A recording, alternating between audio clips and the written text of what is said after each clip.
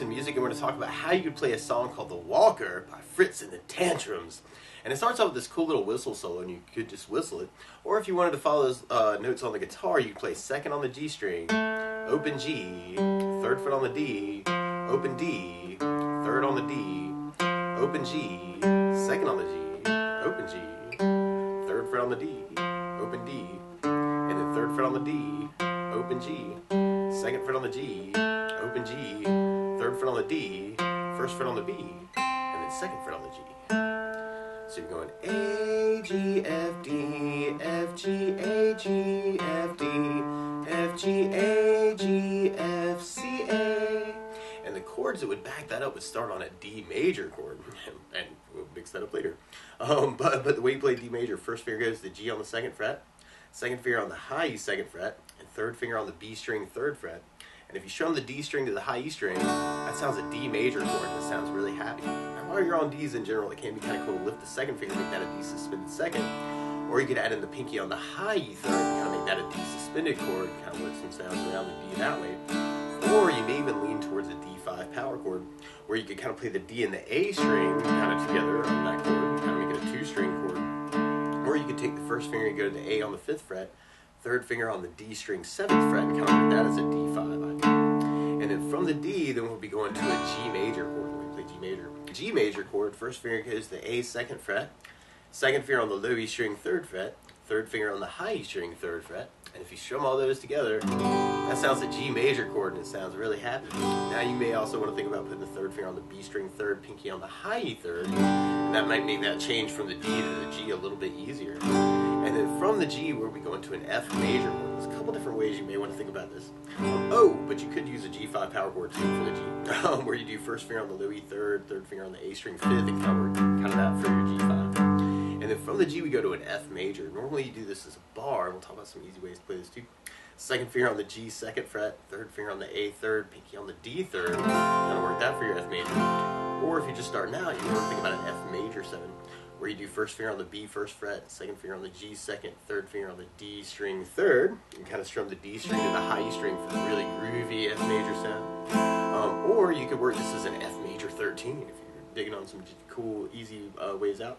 You can do first finger on the G 2nd, second finger on the D 3rd, third finger on the B 3rd, and the pinky on the high E 3rd for kind of F major 6-9 or something cool like that. And then that way you wouldn't have to kind of move your fingers. You can kind of work a D sus to a G, to an F major 13, back to the G, which could be a cool way to work it. Or you could use an F5 power chord for the F, where you do first finger on the low E 3rd, third finger on the A string or first finger on the low E 1st fret, third finger on the A string 3rd fret for an F5 power chord, kind of playing an F and a C note together. So you could even work it as kind of a power chord idea, actually, kind of working that D, G, and I'm kind of doing 8 downs on each chord, and that can be a cool way to do it. Kind of adding in a little bit of beauty just to kind of make that a little sneaky.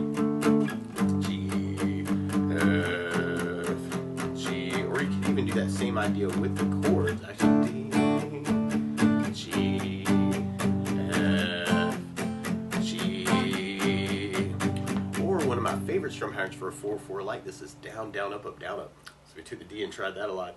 You'd have down, down, up, down, down, down, down, down, down, down. So we could try that through the intro and have the D, G, F,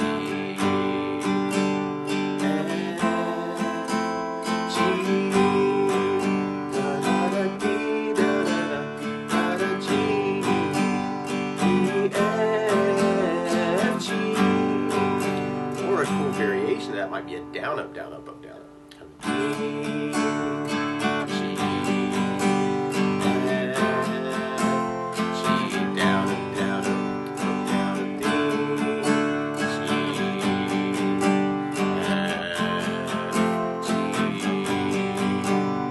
And then from there we'll be repeating that for our verse progression until we get to our chorus.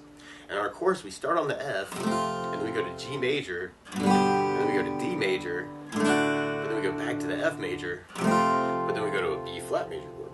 And you could do this as kind of a 1st fret bar. We'll talk about some easy ways out on this too. But then second finger on the D 3rd, third finger on the G 3rd, pinky on the B 3rd, and kind of work that for your B flat major. Or what feels better for me is to kind of work it as a double bar idea. Kind of put third finger of the D and B. Or you could use a B flat 5 power chord where you do first finger on the A second or first fret, third finger on the D string second fret, kind of make that a really thick B flat idea. Or you can make it a B flat major 7 if you want to make it really jazzy. You can do first finger across the entire first fret, second finger on the G second fret, third finger on the D third, pinky on the B third. Or if you're trying to avoid the bar chords, another B flat you could do is first finger on the high E first fret, third finger on the G third, pinky on the B string third, and kind of work the top 3 strings for a B flat major. Or you can even take the second finger and try to add it on the third fret on the B and kind of make it a little bit thicker. And then from the B flat we go back to our G major, and then we end our chorus on a D major. So we can kind of try that with our strum pattern, kind of F, G,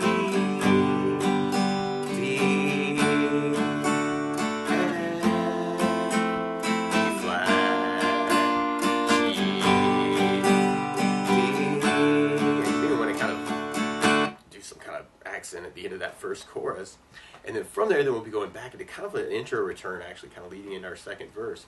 Now, something else I think about adding to the song though is bass notes. And a lot of times on that first down of the down, down, up, down, up, you can throw in a bass note for the chord. So on the D, you'd have the D for the bass. On the G, you'd have low E for the bass. On the F bar, you'd have low E for the bass. On the F major 7, you'd have the D for the bass. And on the B flat, you'd have the A string for the bass. And kind of do work through those bars. Otherwise, you may have to fake that on the D string for the B flat major. So we tried that through our intro progression, kind of adding basses. We'd have D, G, F, G.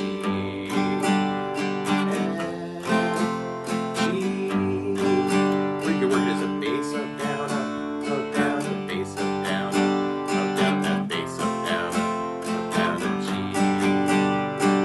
D, G, F, G. And we'll basically be repeating that for that second verse until we get to our chorus part. And if we try adding basses to our chorus, we'd have the F, G with low E bass, D with a D bass, F with low E bass, B flat with an A bass, D with low E bass, E with a D bass, another D. So we kind of have a double chorus there, so we repeat all that. D, F, B flat,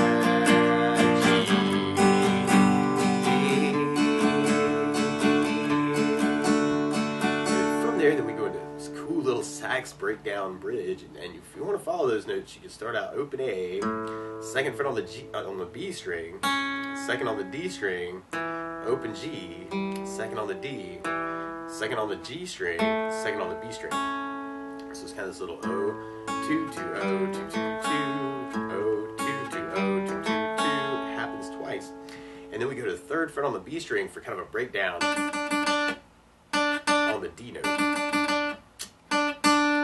So you got kind of A, C sharp, E, G, E, A, C sharp, A, C sharp, E, G, E, A, C sharp, and then we got the D, D, D, D, D, D, 3 on the B string, so through that part. And if you wanted to back that up with chords, you could start on an A major chord. When we play A major, first finger goes the D second fret, second finger on the G second fret, third finger on the B string second fret.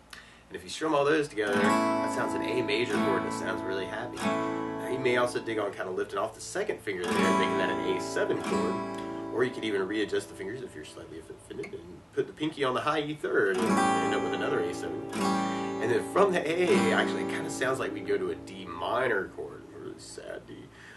So we do first finger on the high E first fret, second finger on the G second fret, third finger on the B string third fret. And if you strum the D string to the high E string, that sounds a D minor chord that sounds really sad. Now you may also want to think about lifting off the first finger, making that a D suspended second, or you could add the pinky on the high E third and make it a D sus and kind of say some things around the D minor chord. And for our basses, actually on the A chord, you'd have the A string for the bass, and then on the D minor, you'd have the D for the bass. Kind of dig on that. Or you might want to kind of try and think about matching the rhythm when you get to the D. Actually, kind of that might be kind of cool. Down.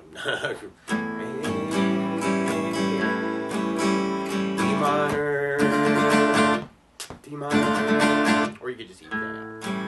So You want to think about using that for the bridge part. D minor. We can work some licks around those chords. And then from there, then we'll be going into our last chorus, which is kind of our outro. We got kind of our G,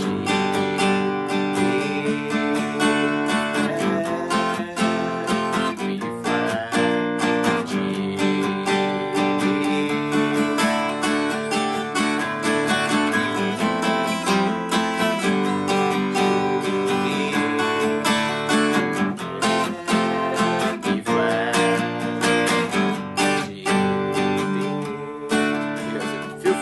lesson and embellish it any way you want to. Kind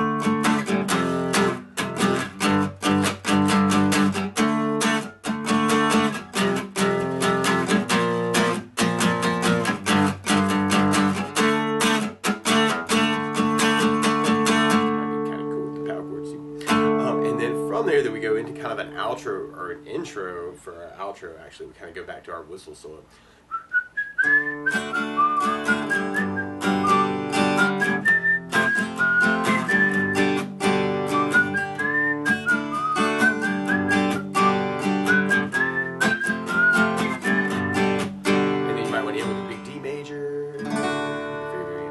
But that's the basics of how you can strum through the Walker by Fitz and the Tantrums. So good luck.